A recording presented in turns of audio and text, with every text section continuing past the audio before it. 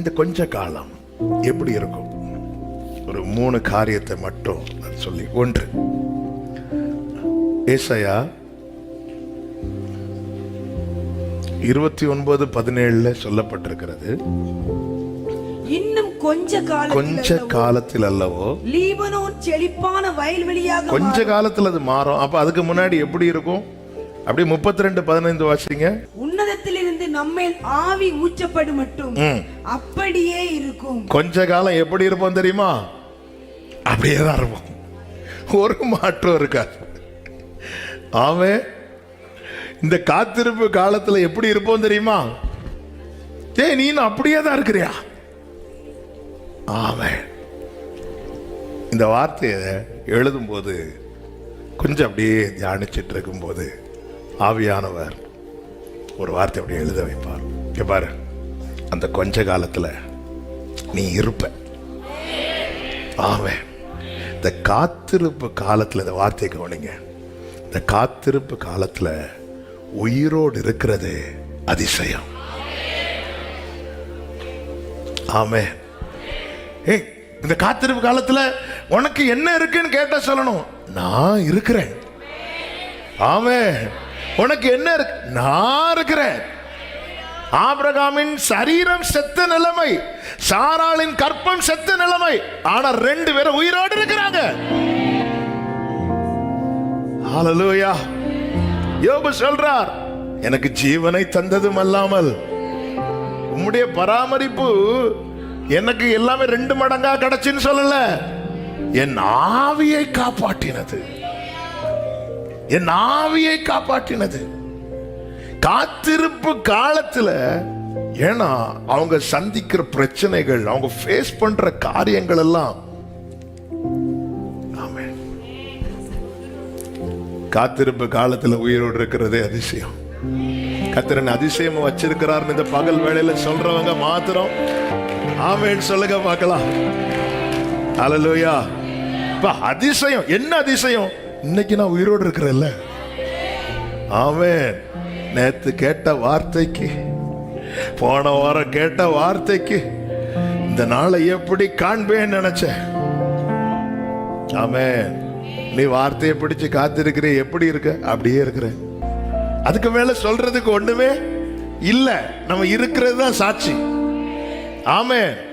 ஆனால் இந்த காத்திருப்பு காலத்துல, இந்த காத்திருப்பு காலத்துல தான் அந்த வாழ்க்கை தீபம் ரொம்ப மங்கும். அவர் நெறிந்த நாணலை ரொம்ப முறிவு ஏற்படுகிற காலம் இந்த காத்திருக்கிற காலம். ரொம்ப முறிவு, பல விதங்கள்ல முறிவு. அதனாலதான் வேதம் சொல்லுகிறது, அவர் தம்முடைய ஜனத்தின் அடிக்காயத்தை குணமாக்கும். ஏன்னா முறிவு எங்க இருக்குன்னா ஆழத்துல, ஆழத்துல. அப்ப இந்த காலத்துல எப்படி இருக்கிறோம்? கிருபையில. அதான் எஸ்ரா சொல்றார், நீங்க கொஞ்சம் கிருபையும் கொஞ்ச நேரம் எங்களுக்கு கிருபை பாராட்டாம இருந்திருந்தா, நாங்க இல்ல, நாங்க உயிரோடு இருக்கிறோம்னா கிருபை. ஆமென். நம்ம பல நேரத்துல நன்மைகள் சூழ்ந்திருக்கும் போது கர்த்தர் நம்மை ஜீவனோடு காக்கிறதின் அருமையை புரியாம இருக்கிறோம். எங்க இது தீபம் பூணு ஊதுனா அணைஞ்சிரும். இன்னும் நீங்க கவனிச்சீங்கன்னா தெரியும், எல்லாம் இருக்கிறவன சாத்தான் தொட மாட்டான். இந்த காத்து இருக்கிறான் தெரியுமா, ஒண்ணு இல்லாம அவனை தான் சுத்தி சுத்தி சுத்தி சுத்தி சுத்தி. ஆமென். அந்த 12 கூட நிறைய இருக்கும்போது சாத்தான் வரல. ஆனா இயேசுவுக்கு ஒண்ணு இல்லாம பசி இருக்கும்போது வந்தான். ஏன்னா அடுத்து ஏதோ ஒண்ணு என்ன நடக்க போகுதுன்னு அவனுக்கு தெரியாது. ஆனா அவனுக்கு தெரியும் அடுத்து ஏதோ வெயிட்டா நடக்க போகுது. அவருடைய நேச பிள்ளைய பசியில விட்டார்னா அடுத்து ஏதோ ஒண்ணு வெயிட்டா நடக்க போகுது. அவருடைய நேச பிள்ளைய அழ விட்டார்னா அடுத்து ஏதோ ஒண்ணு வெயிட்டா நடக்க போகுது. அவருடைய நேச பிள்ளைய காத்திருக்க வைக்கிறார்னா அடுத்து ஏதோ ஒண்ணு வெயிட்டா நடக்க போகுது. ஆமென்.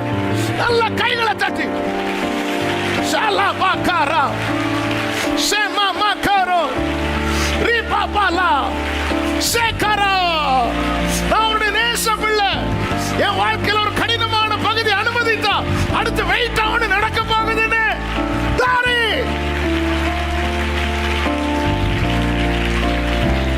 Glory. Hallelujah. ஆமென் சொல்லுங்க பார்க்கலாம். Hallelujah.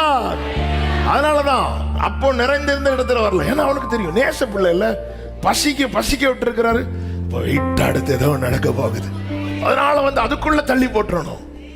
அதான் அதுக்குள்ளதான் நம்மளை தள்ளி போட, நம்மளை விசுவாசத்திலிருந்து வலிமை போக பண்ண. ஆமே, எலியா மாதிரி போது ஆண்டவர் எதுக்கு இந்த லைஃப்னு சொல்லி சூறை செடி கீழே படுத்திருக்க வைக்க பல விதங்களிலே ஏசபேல் போன்ற ஆட்கள் மூலமாய் பிசாசானவன் சுத்தி நெருக்கும் போது இந்த கொஞ்ச காலத்துல கர்த்தர் எழுதிட்டார், அப்படியே இருக்கும். அப்படி அதுதான் பவுல் சொல்லுகிறார், நாங்கள் எப்பக்கம் நெருக்கப்பட்டாலும் ஒடுங்கி போவதில்லை. ஓ ராலா பாக்கராபா சேமாமா லக்கரா சந்தரலரா ரீபாபாலரா ரீகமமரோ சேமமரோ. ஏங்க எத்தனை முறை அவன் எப்பக்கம் நெருக்கப்பட்டாலும் இந்த கொஞ்ச காலம் எப்படி இருக்கும்? அப்படியே இருக்கும். இந்த கொஞ்ச காலத்தை கடக்க கர்த்தர் கிருபை தருவா. அதனாலதான் ஆண்டவர் சொன்ன, தண்ணீரை கடக்கும் போது நான் கூட இருக்கிறேன். ஏன்னா அவருக்கு தெரியும், அவர் இல்லைன்னா இந்த படகு முங்கிரும். தனியா விட்டாலும் ஓடி வந்துடுவார். ஆமே, சீஷர்களை தனியா போன்ட்டார், ஓடி வந்துட்டார். ஏன்னா படகு அலைவுபட ஆரம்பிச்சிட்டு. ஆமே, யோசேப்பு எகிப்துக்கு போகிறார், கொண்டு போகப்படுகிறார். சகோதரர்கள் சொல்றாங்க, இப்படி ஒரு மிருகம் அடிச்சிட்டு நினைக்கிறேன் அப்படி சொல்லிட்டு யோசேப்பு குறித்த ஒரு துர்ச்செய்தியை கொடுக்கிறாங்க. தகப்பன் நம்பிட்டார், நம்பி ஓன் அழுறார். அவரால் தாங்க முடியல. வருடம் 20 வருடங்கள் மேல கழிகிறது. இப்பொழுது செய்தி வருகிறது, 22 வருடங்கள் கழித்து யாக்கோபுக்கு செய்தி வருகிறது. நீங்க நல்லா கவனிங்க. உம்முடைய மகன் யோசேப்பு உயிரோடு இருக்கிறான். அவன் எப்படி இருக்கிறானா? எகிப்து தேசத்து ஆதியாக 45வது அதிகாரம் 26. யோசேப்பு உயிரோடு இருக்கிறான். அவன் எகிப்து தேசத்துக்கெல்லாம் அதிபதியாயிருக்கிறான் என்று அறிவித்தார்கள். 28வது வசனம். அப்பொழுது இஸ்ரவேல் என் குமாரனாகிய யோசேப்பு அதிபதியா இருக்கிறானா? அப்படி கேட்கல, இன்னும் உயிரோடு இருக்கிறானே. ஹalleluya. இந்த காத்திருப்பு காலத்துல ஒருத்தன் உயிர் வாழ்றது பெரிய விஷயம். ஒருத்தன் இந்த பூமியில அதிபதி ஆகிறத விட இந்த காத்திருப்பு காலத்துல ஒருத்தன் உயிரோடு இருக்கிறான் தெரியுமா?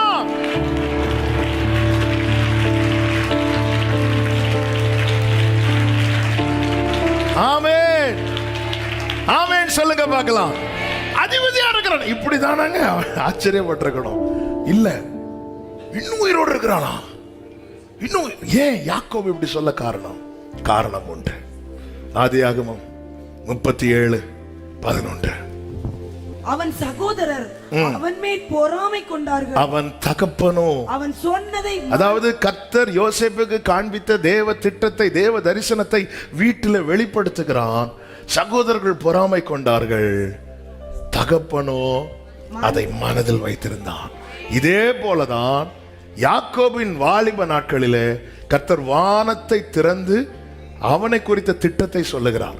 அப்பொழுது யாக்கோபுடைய பிரேயர் என்ன தெரியுமா? ஆண்டவர், நான் செல்லுகிற இடத்திலெல்லாம் என்னை பாதுகாத்து.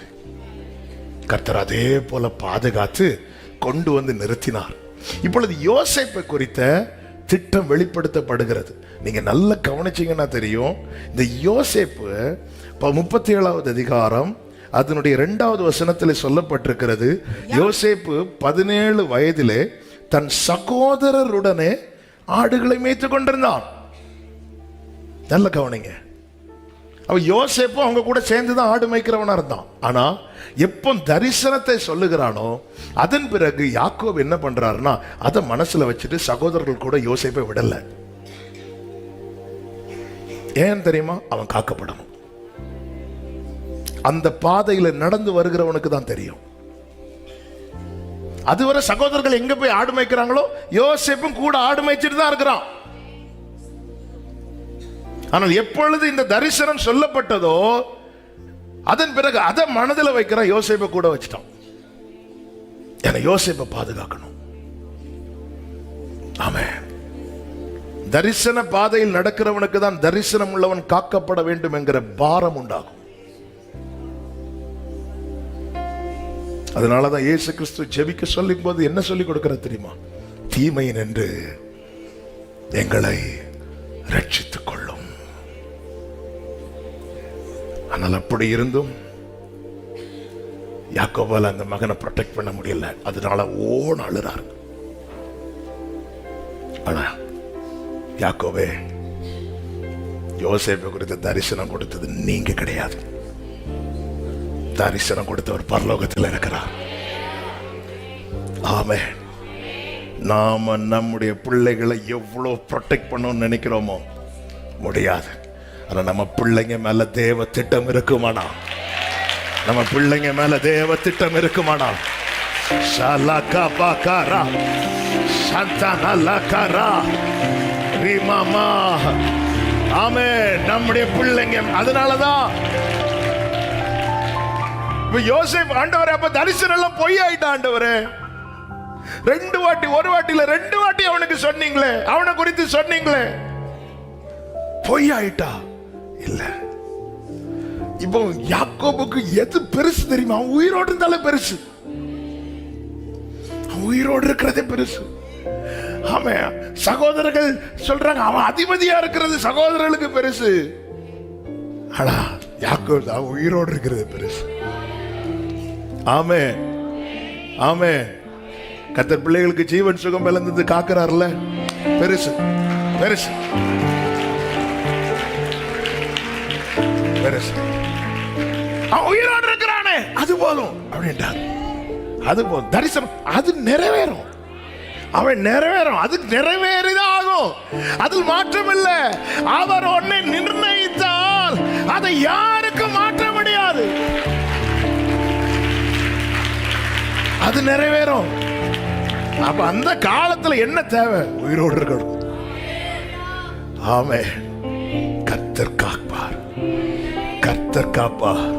எப்படி காப்பாரா? பறந்து காக்கிற பட்சிகளை போல அவர் எருசலேமின் மேல் ஆதரவாயிருப்பார். அவர் காத்து தப்ப பண்ணுவார். அவர் கடந்து வந்து அதை விடுவிப்பார். ஆமே. இந்த கொஞ்ச காலத்துல எப்படி இருக்கிறோம்? அடுத்து இந்த கொஞ்ச காலம் எப்படி இருக்கணும்? 1 பேதுரு 1:6 சொல்லப்பட்டிருக்கிறது, கொஞ்ச காலம் பலவித சோதனை. துன்பப்பட வேண்டியதில் அவசியமானதால் இப்பொழுது கொஞ்ச காலம் பலவிதமான, இந்த காத்திருப்பு காலத்துல ஒரு சோதனை வந்தா பழகிரும். ஆமே. இப்ப காலையில சாப்பிடாம பழகினவங்க உண்டு.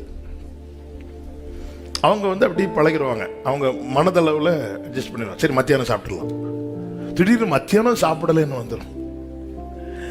நைட்டும் சாப்பாடலன்னு வரும், திணறிடுவாங்க. ஒரே டைப் சோதனை வந்து வைங்களேன், பழகிடுவாங்க பழகிடுவாங்க. ஆனா பலவிதமான சோதனைன்னா பேலன்ஸ் பண்ண முடியாது. இந்த கொஞ்ச காலத்துல யோசேப்பு சந்தித்த 7 விதமான சோதனை உண்டு. எல்லாம் தெரிஞ்சதுனால நான் அப்படி டச் பண்ணி விடுறேன். 1 பிரிவு. பிரிவு. அவங்க அப்பா விட்டு பிரியக்கூடிய சூழ்நிலை. 2வது ஏமாற்றம். என்ன ஏமாற்றம்னா அவர்கள் சகோதரர்களுடைய அணுகுமுறை. இவன் சகோதரர்கள் எப்படி பார்க்க போறான் பாத்தீங்களா? புது ட்ரெஸ் போட்டுட்டு போறான். அப்ப எவ்வளவு பாசமா, எவ்வளவு அன்பா, அண்களை ரொம்ப நாள் கழிச்சு பார்க்க போறேன்னு சொல்லிட்டு புது ட்ரெஸ் அவங்க அப்பா கொடுத்த அந்த பலவர்ணம் அங்கே போட்டு. ஆனா அவங்க இவனை ட்ரீட் பண்ண விதம், நடத்தின விதம் ஏமாற்றம். 3வது நஷ்டம். இவன் கண்ணுக்கு முன்னாடியே அந்த வஸ்திரத்தை கிழிச்சு போட்டாங்க. 4வது ரொம்ப மிகவும் குறைத்து மதிப்பிடப்படுதல். 20 வெள்ளிக்காசு. நான் நினைக்கிறேன் அந்த இஸ்மவேலர் வந்ததும் சகோதரர் சொல்லிப்பாங்க, இப்படி ஒருத்தர் இருக்கிற நீங்க கொண்டு போறீங்களா? அவங்க கேட்டிருப்பாங்க, எவ்வளவு நீங்க வச்சிருக்கிறீங்க? அவங்க நினைச்சிருப்பாங்க, நீங்க சும்மா கொண்டு போனாலும் ஒன்றும் இல்லை, நீங்க என்ன கொடுக்குறீங்களோ கொடுங்க. சரி, நான் 20 வெள்ளிக்காசு தரலாம், ஓகே. அவங்க 10 வெள்ளிக்காசு கொடுத்தாலும் வாங்கி அனுப்பியிருப்பாங்க. ஏன்னா இவங்களுடைய டார்கெட்டு பணம் அல்ல, இவங்களுடைய டார்கெட்டு இவன் இங்கே இருக்கக்கூடாது. அவங்க காசு கொடுக்கலன்னு அனுப்பியிருப்பாங்க. இந்த காத்திருக்கும் காலத்தில் ரொம்ப குறைத்து மதிப்பிடப்படுது. பவுல் சொல்லுகிறார், எல்லாரும் துடைத்து போடுகிற அழுக்கை போல இருந்தோம். 5வது, அடைக்கப்பட்ட நிலை, சிறையிருப்பு. கொஞ்ச காலம் பலவித சோதனை. 6வது, நிந்தை, பொய்யான குற்றச்சாட்டு. போர்த்திபாரின் மனைவி சொன்னதை மட்டும் கேட்டு விசாரிக்கிறாங்க. யோசேப்பை கூட்டி யாரும் கேட்டு விசாரிக்கல. அவனுக்கு அங்க வேல்யூ இல்லை, அவ்வளவுதான். உண்மையில அவனை கூட்டி என்னப்பா நடந்துச்சுன்னு விசாரிச்சிருக்க இல்ல. யோசேப்பு சொல்ல முற்பட்டு இருப்பார், வாய மூடு, உன்னை பத்தியெல்லாம் எங்களுக்கு தெரியும். நிந்தை, பொய்யான குற்றச்சாட்டு. 7வது, ஈஸியா மறந்துடுறாங்க, மறக்கப்பட்ட நிலை. அந்த பானை பாத்திரக்காரனுக்கு யோசேப்பு செய்த நன்மை சாதாரண நன்மையா? ஆனா ஒட்டனை மறந்துட்டானே, ஒட்டனை மறந்துட்டான். ஆமென். ஆனா ஒண்ணு தெரியுமா, இந்த காத்திருப்பும் காலத்துல யோசேப்புக்கு வாய்ஸே வெளியே வரல, வாய்ப்பே இல்லை, அவனால பேசவே முடியாது. ஆனால் கர்த்தருடைய நாள் வந்ததில்லை. அன்னைக்கு யோசேப்பு வச்சதுதான் சட்டம். இதுதான் கர்த்தர், இதுதான் கர்த்தர், இதுதான் கர்த்தர். இன்னைக்கு உன்னால பேச முடியாத சூழ்நிலை, கர்த்தர் குறித்த நாள் வரும்போது எல்லாம் மாறும். ஆமென் சொல்லுங்க பார்க்கலாம். அதுக்கப்புறம் யோசேப்பு வச்சதுதான் சட்டம். இந்த காத்திருப்பு காலத்துல கொஞ்ச காலம் பலவிதமான சோதனை. ஆமென். இப்படிப்பட்ட சோதனைகள் வரும்போது, வேதனைகள் வரும்போது ஒரு தேவ பிள்ளை எப்படி தேற்றணும் தெரியுமா? கொஞ்ச காலம். நீங்க திரும்ப திரும்ப வருகிற ஒரு வார்த்தை உண்டு, கர்த்தர் யோசேப்போடு இருந்தார். நீங்க கூட இருந்தா எந்த பாதையையும் எந்த சூழ்நிலையும் உங்க கரம் இருக்க. இந்த காத்திருப்பு எவ்வளவு வேல்யூபிள் பர்சன். 30வது வயசுல யோசேப்பின் சரித்திரம் எப்படி மாறுச்சு. ஒரு ஸ்தானத்தின் அடிப்படையில் மட்டும் பார்வோன் கொஞ்சம் மேல இருக்கிறானே தவிர எல்லாமே யோசேப்பு தான். ஆனா அதுக்கு முன்னாடி அவனுக்கு மேல குற்றச்சாட்டு வைக்கும் போது அவனுக்கு வாய்ஸ் எடுக்கவே முடியல. அவ்வளவுதான் மதிப்பு. ஆமே. எபிரேயன் அடிமையானவன் எப்படியெல்லாம் அவனை தாழ்த்த முடியுமோ தாழ்த்தினான். இப்ப யோசேப்பு வச்சதுதான் சட்டம். இந்த கொஞ்ச காலத்தை நான் எப்படி ஆண்டவரை ஹேண்டில் பண்ணுவேன், எப்படி ஆண்டவரை தாண்டுவேன். ஆமே. கர்த்தர் யோசேப்போடே இருந்தார், கர்த்தர் யோசேப்போடே இருந்தார், கர்த்தர் யோசேப்போடே. யோசேப்பு எவ்வளவு நாள் அந்த ஜெயில இருந்து அழுது இருப்பார். 13 வருஷம் எவ்வளவு அழுதிருப்பார். கர்த்தர் யோசேப்போடே இருந்தார். அந்த தீபத்தை அணைய விடல. ஏன்னா அந்த நாளை யோசேப்பு பார்க்கணும். எவ்வளவு அந்த பொய்யான குற்றச்சாட்டுலாம் வைக்கும் போது எவ்வளவு நெஞ்சு உடஞ்சு அழுதிருப்பார். ஏன்னா அவர் ஒரு தப்பு பண்ணி தண்டிக்கப்படலை, தப்பு பண்ணிடக்கூடாது, அதுவும் நான் ஆண்டவருக்கு துரோகம் பண்ண மாட்டேன்னு சொல்லி ஓடினான். அப்படியே மாத்திட்டாங்க.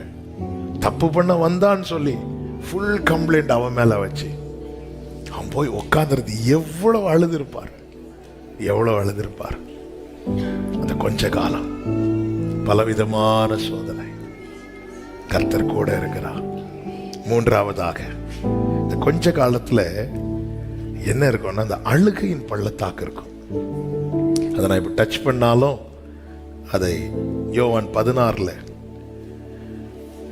நீங்கள் 16 முதல் பார்த்தீங்கன்னா இயேசு கிறிஸ்து அவங்க கிட்ட கொஞ்ச காலம் நீங்க என்ன பார்க்க மாட்டீங்க, மறுபடியும் கொஞ்ச காலத்துல என்னை காண்பீர்கள் அப்படிம்பார். உடனே சீஷர்கள் 17வது வசனத்தை வாசியுங்கள். அப்பொழுது அவருடைய சீஷரில் சிலர், நான் பிதாவின் இடத்திற்கு போகிறபடியினால் கொஞ்ச காலத்திலே என்னை காணாதிருப்பீர்கள் என்றும், மறுபடியும் கொஞ்ச காலத்திலே என்னை காண்பீர்கள் என்றும் அவர் நம்முடைய சொல்லுகிறதின் கருத்து என்ன என்று தங்களுக்குள்ளே பேசிக் கொண்டதும் அன்றி கொஞ்ச காலம் என்கிறாரே, இது என்ன நமக்கு விளங்கலையே. அப்படி சொல்லும் போது இயேசு அதை குறித்து தம்மிடத்தில் கேட்கும்படி அவர்கள் விரும்புகிறதை இயேசு அறிந்து, நம்ம என்ன அவர்கிட்ட கேட்க விரும்புறோம்லாம் அவருக்கு தெரியும். கேட்கட்டும்னு சொல்லிட்டு அவர் அமைதியா இருக்கிறார். 24வது வசனத்தை வாசிங்க. இதுவரைக்கும் நீங்கள் என் நாமத்தினாலே ஒன்றும் கேட்கவில்லை. ஆனா 19 வாசிங்க. 19 முதல் 3 லைன் வாசிட்டு 24 வாசிங்க. அதை குறித்து தம்மிடத்தில் கேட்கும்படி அவர்கள் விரும்புகிறாங்க. சில காரியத்தை கேட்கணும்னு விரும்புறாங்க. இதுவரைக்கும் நீங்கள் என் நாமத்தினாலே ஒண்ணுமே கேட்கல. அடுத்து சொல்றார், கேளுங்கள் அப்படிங்கிறார். நீ ஏதோ கேட்கணும்னு விரும்புறப்பா, கேளு. அது வேண்டாம், அது வேற ஒண்ணும் இல்ல, அது அப்புறம். ஆமா, நீ இன்னும் கேட்காம இருக்கு. நீ என்ன விரும்புறன்னு கர்த்தருக்கு தெரியும். ஆண்டவர் சொல்ல, கேளு. ஏதோ கேட்கணும்னு நினைச்சிட்டு இருக்கல, கேளு. இயேசு சொல்றார், நீங்க அழுவீங்க, ஆனால் உங்க துக்கம். அப்ப இந்த கொஞ்ச காலத்துல என்ன இருக்கு? அழுகை இருக்கு. ஆனா அந்த அழுகை சந்தோஷமா மாறும்போது அது எப்படிப்பட்ட சந்தோஷமாய் மாறுமா?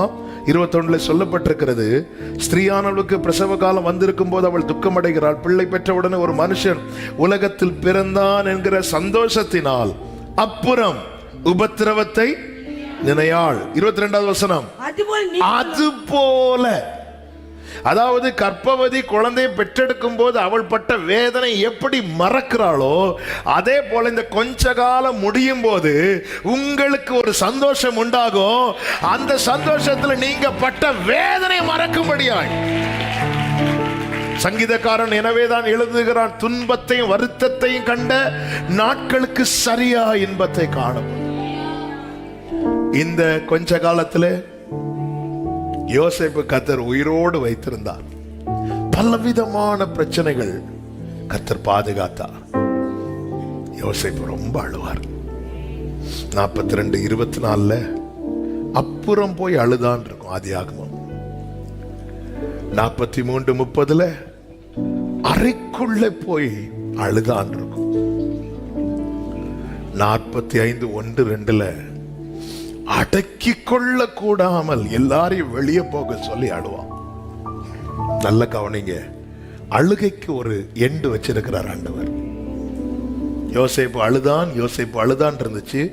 ஒரு இடம் வந்துச்சு பாருங்க, அடக்கி கொள்ள கூடாமல் அழுதான். அதுதான் கிளைமேக்ஸ். அதுக்கப்புறம் அந்த அழுகையெல்லாம் களிப்பு. அழுதான் அடக்கி கொள்ள கூடாமல் அழுதான். அங்க ஸ்டாப் பண்ணிட்டார். அன்னாள் வீட்டுல அழுதாள். சர்ச்சில் மிகவும் அழுதாள். அந்த கண்ணீருக்கு அங்க ஃபுல் ஸ்டாப். அந்த பள்ளத்தாக்கு இதுக்கு மேல இவனால அழ முடியாது. இதுக்கு மேல இவன்ட்ட கண்ணீர் இல்லை. என் திராணி அவருக்கு தெரியும். என்ற முகம் வாடியா, தெய்வத்தின் முகம் வாடும். என் மிழிகள் ஈரனணிஞ்சா, தெய்வத்தின். அவன் எப்பொழுது மிகவும் அழுதானோ அதன் பிறகு சீனே மாறுது. ஆமே, நீங்க கவனிச்சீங்கன்னா தெரியும். 15வது வசனத்தை வாசியுங்கள். 45:15. பின்பு தன் சகோதரர் யாவரையும் முத்தம் செய்து அவர்களை கட்டிக்கொண்டு அழுதான்.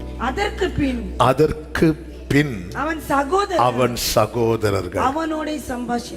குடும்பத்தில் இருக்கிற பிரிவினை மாற யோசேப்பை நீ அழணும். குடும்பத்தில் இருக்கிற பிரச்சனை மாற யோசேப்பை நீ அழணும். தப்பு உண்மையிலே சகோதரர்கள் பக்கம், சகோதரர்கள் தான் அழணும். ஆனா தரிசனம் உள்ளவனுடைய கண்ணீருக்கு தான் வேல்யூ. ஆமே. குடும்பத்தில் இப்படி பிரிவினை இருக்கா, ஒருத்தருக்கு ஒருத்தர் பேசலையா, உங்க மேல தேவத்திட்ட நீங்க தான், உங்க கண்ணீருக்கு மதிப்பு வேற.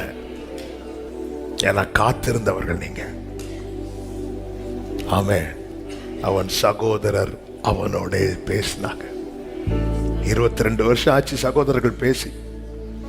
இவனை பகைக்க ஆரம்பிச்சாங்க, இவனை ஒதுக்க ஆரம்பிச்சாங்க, கூட்டத்திலேயே சேர்த்துக்க மாட்டேங்கிறாங்க. ஆனா இப்ப பேசுறாங்க. இந்த சமாதானத்துக்கு பின்னாக என்ன இருந்துச்சு? இவ்வளவு சந்தோஷமா இருக்கிறீங்களா, என்ன இருக்குது? இதுக்கு பின்னாக ஒருவனுடைய கண்ணீர் இருக்கிறது. குடும்பத்தின் சமாதானத்துக்காக, உறவுகளின் சமாதானத்துக்காக சபையே நீ வடிக்கிற கண்ணீர் வீண் போகாது. அதன் பலனை நீ ஒரு நாள்ல பார்க்க தான் செய்வ. உன் கண்களுக்கு முன்பதாக பார்க்க தான் செய்வ. கண்ணீருக்கு இருக்கிற மதிப்ப மாதிரி, வேல்யூ மாதிரி வேற எதுக்கும் கிடையாது. ஆமே. குடும்பத்துல பேசலையா யாரும், தேவ சமூகத்தில் அழுங்க. அதன் பலன் ஒரு நாள் நிச்சயம் உண்டு. ஒருவருக்கு ஒரு பகையா இருக்கா, சண்டையா இருக்கா. சில வீட்டுக்கு போனால் எல்லாரும் கூடுனாலே நெஞ்சு வலிக்கும். சிலருக்கு எல்லாரும் கூடுனாலே என்ன ஆக போகுதோ, என்ன நடக்க போகுதோ. ஆமென். இந்த பகையை நியாயப்படுத்தவே கூடாது. ஒருத்தருக்கு ஒருத்தர் பேசல, நியாயப்படுத்தவே கூடாது. ஆமென். சமாதானம் பண்ணுகிறவர்கள் பாக்கியவான்கள், அவர்கள் தேவனுடைய புத்திரர். அதான் பைபிள்ல ஒவ்வொரு வார்த்தையிலும் ஆவியானவர் ஒன்று எழுதி வைத்திருந்த நோக்கம் உண்டு. யோசேப்பு அழுதான். அதற்கு பின்பு அவன் சகோதரர் அவனோட சம்பாஷித்தார். ஆமென். உம்முடைய கூடாரம் சமாதானத்தோடு இருக்க காண்பீர். உம்முடைய வாசஸ்தலத்தை விசாரிக்கும் போது குறைவே காண மாட்டேன். அழுகையில என்னெல்லாம் நடக்குது? ஒரே ஒரு காரியத்தை நான் சொல்லிட்டு செபிக்கிற டைம் போயிட்டு 43வது அதிகாரத்துல நீங்க கவனிச்சீங்கன்னா தெரியும். 34வது வசனத்தை பாருங்க. அவன் தனக்கு முன் வைக்கப்பட்டிருந்த போஜனத்தில் அவர்களுக்கு பங்கிட்டு அனுப்பினான். அவர்கள் எல்லாருடைய பங்குகளை பார்க்கிலும் பென்யமீனுடைய பங்கு 5 மடங்கு அதிகமாய் இருந்தது. அவர்கள் பானம் பண்ணி அவனுடனே சந்தோஷமா இருந்தார்கள். மற்றவங்களுக்கெல்லாம் சாதாரண வஸ்திரம், யோசேப்புக்கு பலவர்ண அங்கி குடித்ததும் எல்லாருக்கும் முகம் மாறுச்சு. அதே சகோதரர்கள் தான் இப்போ இருக்கிறாங்க. அதே சகோதரர்கள் தான் இப்போ. எல்லாருக்கும் ஒரு பங்கு, ஒருத்தனுக்கு மட்டும் 5 பங்கு. வா வழியில வா வச்சுக்கிறேன் பென்யமீனே, உன் கதை வழியோட. அப்படி இல்லை, அவனுடனே கூட. இதுக்கு பின்னாக இருந்தது ஒரு அழுகை. அழுகை. சின்ன வயசுல எல்லாரும் நல்ல ஜாலியா விளையாடுற சகோதரர்கள் தானே. வளர்ந்து சொத்துன்னு வரும்போது, மற்ற காரியங்கள் வரும்போது, எல்லாம் தனித்தனி குடும்பம்னு ஆகும்போது பிரச்சனை தலைவரிக்க ஆரம்பிச்சிட்டு. சின்ன வயசுல எல்லாம் சேர்ந்து ஒரே பாயில் படுத்து ஒரே பாத்திரத்தில் சாப்பிட்டு. ஆமென். ஒருவனுடைய கண்ணீர். 12 சகோதரர்கள் ஒருமித்து மகிழ்ந்தார்கள். ஒருமித்து. இன்னைக்கு பேச்சு இல்லை. ஆமே. நம்ம அதை நியாயப்படுத்திட்டு அவங்க பேசல, இவங்க பேசல. யோசேப்பு நியாயப்படுத்தல. யோசேப்பு அழுதான்.